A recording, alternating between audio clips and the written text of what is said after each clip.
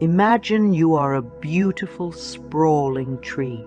You have a big, strong trunk, roots that stretch deep into the earth, and branches that reach toward the sky. One day you notice something isn't quite right. Your leaves are brittle and full of little holes, and your branches are drooping with heaviness.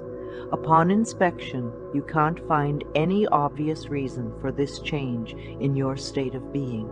You start to panic immediately and take better care of your leaves and branches. You spray them and medicate them and more, but nothing changes. The leaves you are working with are merely the visual result of whatever the problem is with your tree. The soil of this tree represents your foundation. The soil is where it all comes from. It's who you really are at the core. It's the sum of all the things that have influenced you, all the rocks and rubbish that have gotten mixed right in with you will affect every part of the tree. Everything in that soil becomes part of your being. The roots of your tree represent the energy system and pathways. If your soil is full of imbalances, just as a tree's soil could be full of environmental stresses, those roots will become imbalanced from your soil too, and affect your entire beautiful tree. It may take some time for its effect to reach your leaves and branches, maybe even years, but eventually it will. The leaves of your tree represent your organs, glands, muscles, body systems, chemicals, and hormones. By the time you find those little holes in your brittle leaves, you will not be able to bring the tree back to health by treating the leaves directly. You can't just spray the problem away.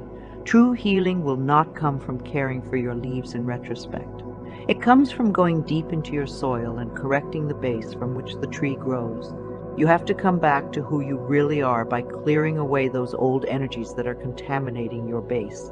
You just have to clean up that soil. You must become who you really are. You must be the real you. That means to love, accept, and be yourself no matter what. You can't contract your energy for others, or for fear, or for anything else. No light dimming or living small allowed. This journey of healing is to be yourself. In fact, true healing is not measured by reaching a place where you are free of negative emotions or have even attained a physical healing. I truly believe that straying from and separating from your inner being, or who you really are, is the root of discontent in the mind and body. You are not broken and do not need fixing. You are not wrong and do not need righting.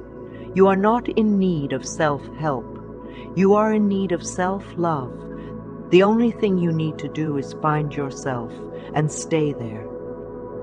There are many ways in which we diminish our true selves. It is easy for me to say, be the true you, or become who you really are, but it can be difficult to recognize how we are not doing or being that. As we grow into adults, we can drift so far from our true nature that we lose our reference point for who that person inside really is.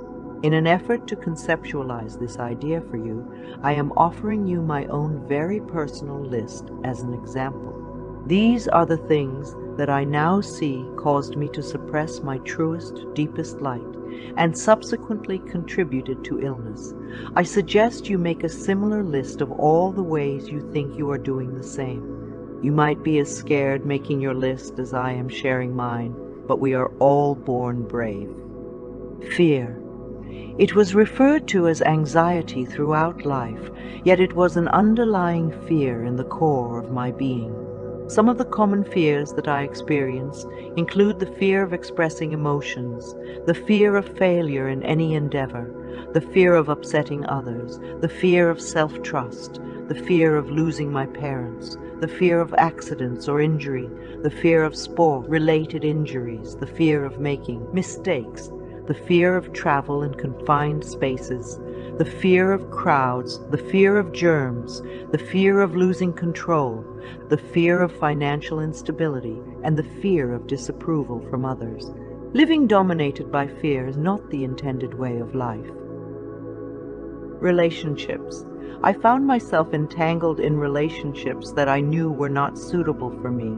These relationships led to situations where I hesitated to express myself, constantly worried about upsetting my partner, felt inadequate or uninteresting, and assumed responsibility for resolving my partner's insecurities. What's even more damaging is that I was not honest with myself about these relationships. I convinced myself against what my intuition was telling me, which was that these relationships were detrimental to my well-being. Forcing ourselves into situations that don't align with our inner truth causes inner conflict and is harmful to our overall being. This self-editing and filtering hindered me from being my authentic self, challenging myself. While in some aspects of life I took on excessive responsibility, in others I shied away from challenges.